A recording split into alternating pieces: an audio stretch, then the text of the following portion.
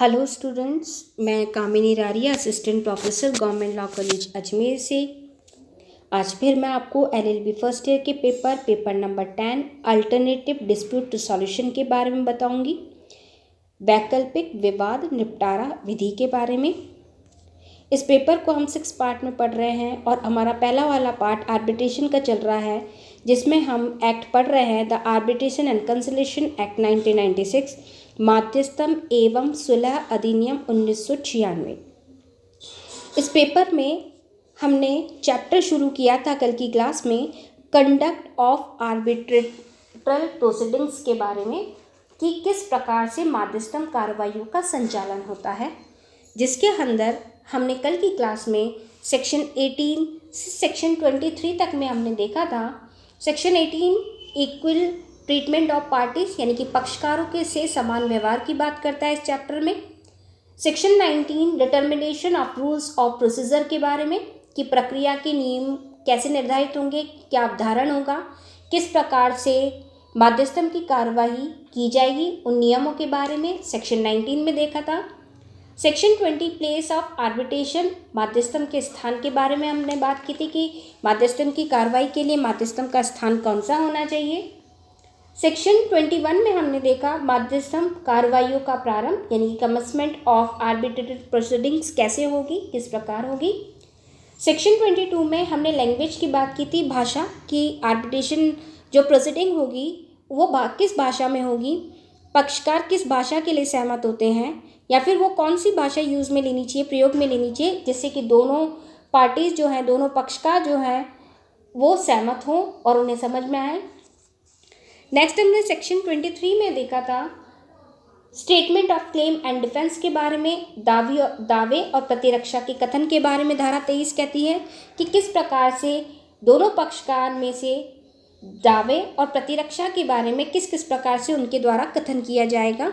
ये conduct of arbitration proceedings की हमने सेक्शन 23 तक की कल बात की थी। आज हम सेक्शन 24 की बात करेंगे, हेयरिंग एंड रिटन प्रोसीडिंग्स के बारे में। सेक्शन 24 कहता है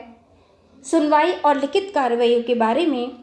कि जब आर्बिट्रेशन प्रोसीडिंग होगी, जब मध्यस्थम कार्रवाई चल रही है, तो सुनवाई और लिखित कार्रवाई किस तरह होगी। तो सेक्शन 24 कहता है कि यदि पक्षकारों के मध्य कार्रवाई के संचालन के संबंध में कोई करार या सहमति नहीं है, पहले से कोई भी करार नहीं बना, पहले से कोई भी सहमति कार्रवाई के संचालन के लिए नहीं बनी है, तो ऐसे मामलों में मध्यस्थ अधिकरण स्वयं यह निर्धारित कर सकता है कि क्या वह कार्रवाई का संचालन पक्षकारों की मौखिक सुनवाई के द्वारा करे अथवा बहस के माध्यम से करे, या कार्रवाई का संचालन दावों और बचावों के कथन तथा अन्य सामग्री पर विश्वास कर लिखित कार्रवाइयों के माध्यम से करे। वो किस प्रकार से करे, ये मध्यस्थम अधिकरण स्वयं तय करता है। सेक्शन 24 यहाँ पे ये बात कह रहा है कि हेयरिंग एंड रिटन प्रोसीडिंग, कि आप जो सुनवाई कर रहे हैं और रिटन प्रोसीडिंग जो कर रहे हैं, लिखित कार्रवाई जो कर रहे हैं, वो किस प्रकार से होगी। अगर ये करार पहले से ही पक्षकारों द्वारा किया जाता है तो उसी अनुसार होगी, परंतु अगर करार नहीं किया गया है या करार में कोई सहमति नहीं बन पाई है, तो आर्बिट्रल ट्रिब्यूनल जो है वो खुद ही कार्रवाई का संचालन अपने तरीके से करेगा, कि किस तरीके से वो मौखिक सुनवाई करे, बहस के माध्यम से करे, या फिर दोनों पक्षकारों की अपने अपने दावे और बचावों की कथन लेकर करे।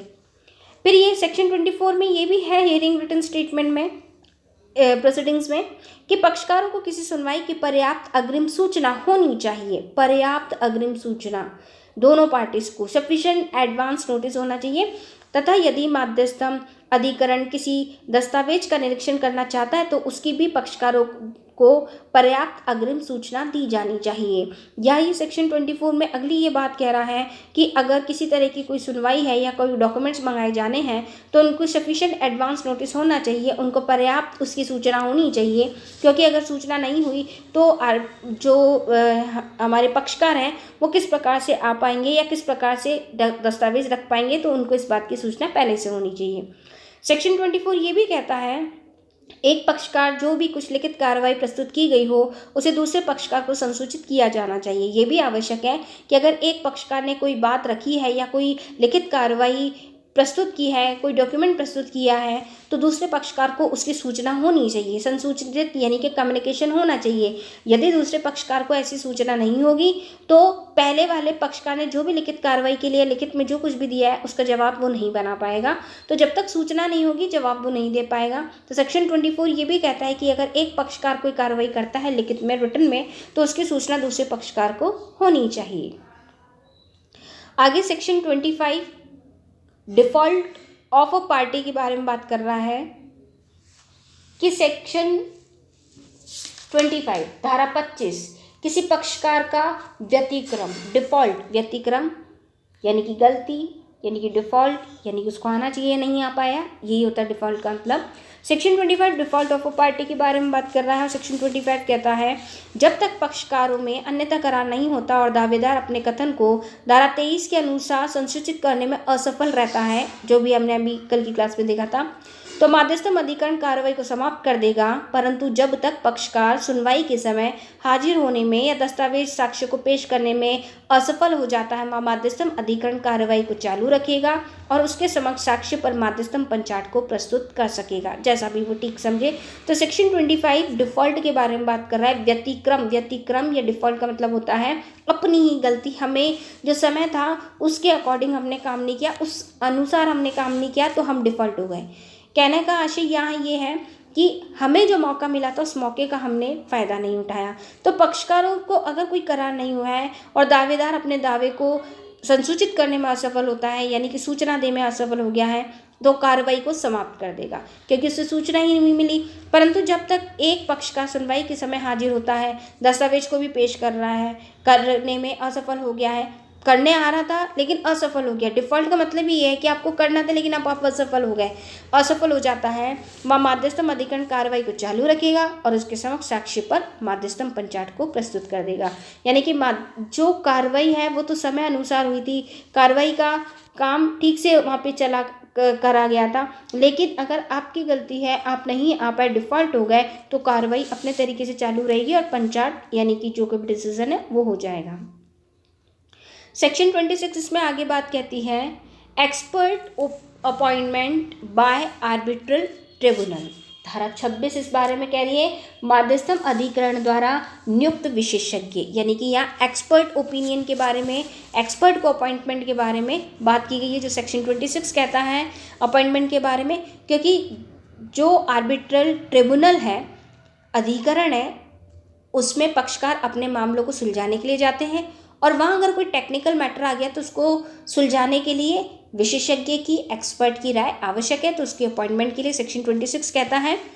कि मध्यस्थम अधिकरण को यह अधिकार है कि वह अपने समक्ष लंबित विषय वस्तु से संबंधित किसी विवाद विषय बिंदु पर प्रतिवेदन देने हेतु एक या एक से अधिक विशेषज्ञ की नियुक्ति करे। जो अभी भी मैंने आपको बताया कि अगर मध्यस्थम अधिकरण के सामने कोई ऐसी बात आ गई है जिसमें कि उनको एक्सपर्ट की आवश्यकता है, विषय वस्तु से संबंधित, सब्जेक्ट मैटर से रिलेटेड अगर कोई ऐसा पॉइंट आ गया है जिसमें कि उसको एक्सपर्ट की आवश्यकता है, तो वह एक्सपर्ट इसके अंदर वो अपॉइंट कर सकते हैं। फिर ये भी कहता है कि जब तक पक्षकारों के मध्य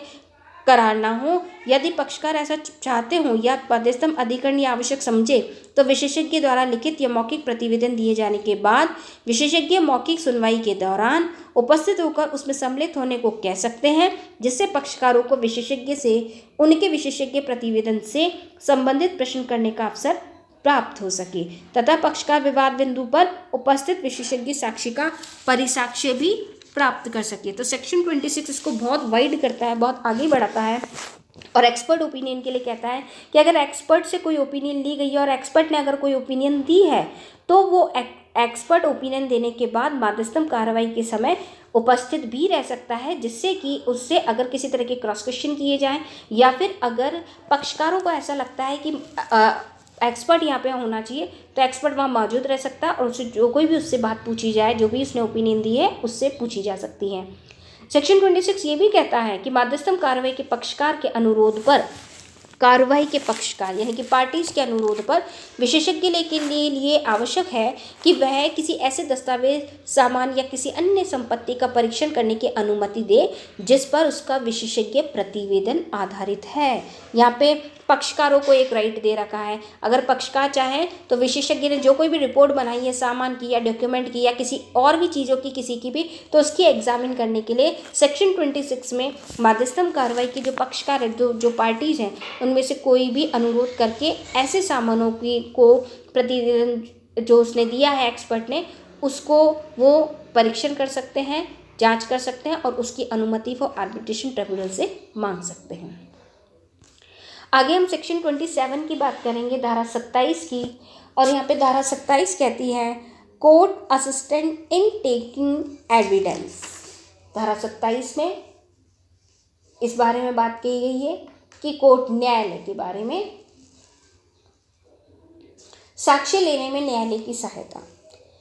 कि अगर मध्यस्थम कार्रवाई चल रही है और उस बीच में अगर एविडेंस की आवश्यकता पड़ेगी तो क्या करें। तो यहाँ पर सेक्शन 27 इसका जवाब देती है, द आर्बिट्रल ट्रिब्यूनल और a party with the approval of the arbitral tribunal में apply to the court for assistant in taking evidence. धारा 27 में एविडेंस लेने, साक्ष्य लेने की बातें में कहा गया है कि मध्यस्थम अधिकरण के अनुमोदन के बाद, जब अधिकरण ने अनुमोदन कर दिया उसके बाद मध्यस्थम कार्रवाई के पक्ष का साक्ष्य लेने के प्रयोजन से न्यायालय की सहायता के लिए न्यायालय से आवेदन कर सकते हैं। अधिकरण स्वयं भी आवेदन कर सकता है, पक्ष का साक्ष्य लेने के प्रयोजन से भी न्यायालय से हेल्प ले सकते हैं। यह धारा 27 ये कहता है आवेदन में, जब आवेदन पक्षकार करेगा कि भाई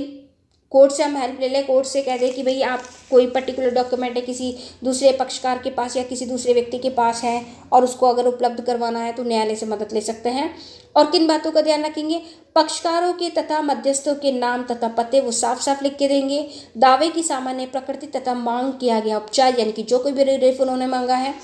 जो साक्ष्य लिया जाना है, जो कोई भी उनको आवश्यकता है, उन सब के बारे में लिखेंगे कि एक साक्षी या एक व्यक्ति जिसे साक्षी के रूप में सुना जाना है उसका नाम तथा पता तथा जिस विषय वस्तु को परिसाक्ष्य लिया जाना है उसके बारे में कथन वो करें। यदि किसी दस्तावेज को प्रस्तुत किया जाना है या किसी संपत्ति का निरीक्षण किया जाना है तो उसका भी वर्णन। फिर ये बातें हम एप्लीकेशन में आवेदन में लिखकर प्रस्तुत करेंगे न्यायालय के सामने। फिर जिस न्यायालय को साक्ष्य लेने के लिए आवेदन किया है वह अपनी सक्षमता के अंतर्गत तथा साक्ष्य लिए जाने के नियमों के अनुसार उक्त अनुरोध पर कार्य करेगा और न्यायालय ये आदेश दे सकेगा कि साक्ष्य मध्यस्थम अधिकरण को सीधे दिए जाएं। और फिर